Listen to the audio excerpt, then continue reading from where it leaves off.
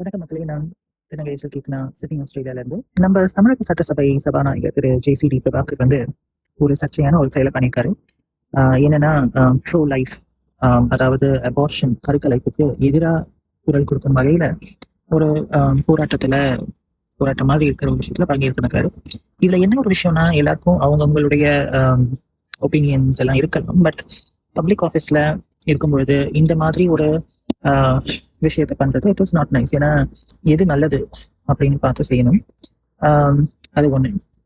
Abortion ஏன் நல்லது அப்படின்னா, அதாவது குழந்தை பெத்துக்கணும் அப்படின்னு நினைக்கிறவங்க மட்டுமே குழந்தை பெத்துக்கிறது கிடையாது.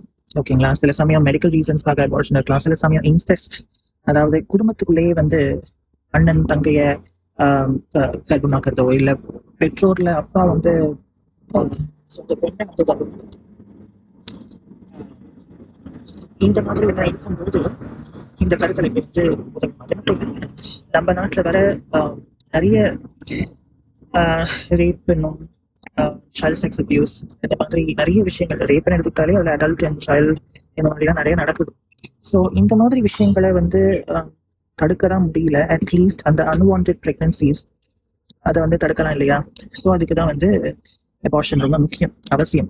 அது அபார்ஷனுங்கிறது ஒருத்தவங்களுடைய பெண்கள் அப்படிங்கிறவங்களுடைய உரிமை. ஸோ யூட்ரஸ் இருக்கவங்களுடைய அது உரிமை. யூட்ரஸ் இருக்கவங்களுடைய உரிமைன்னு சொல்லும் போது என்னுடைய மூணாவது கருத்தை நான் தெரிவிக்கிறேன். ஏன்னா நம்ம வந்து அபார்ஷன் அப்படின்னு பேசும்பொழுதே, கருக்கலைப்பு அப்படின்னு பேசும்பொழுதே பெண்கள் அப்படின்னு தான் பேசுறோம். ஸோ யூட்ரஸ் இருக்கவங்க அப்படின்னு சொல்ல போனா திருநம்பிகளுக்கும் யூட்ரஸ் இருக்கு. திருநம்பிகள் ஆண்கள் இல்லைங்களா? ஸோ ஆண்களுக்கும் யூட்ரஸ் இருக்கு. ஸோ அதனால திருநம்பிகளையுமே வந்து கன்சிடர் பண்ணணும். இதையும் தாண்டி இன்டர்செக்ஸ் மக்களையும் கன்சிடர் பண்ணணும். இதெல்லாம் கன்சிடர் பண்ணாம அபார்ஷன் ரைட்ஸ் ஃபார் விமென் அப்படின்னு சொல்றதே வந்து அதுவும் ஒரு விதமான தவறு. ஸோ தயவுசெய்து இதெல்லாம் புரிஞ்சுக்கோங்க. நன்றி, வணக்கம்.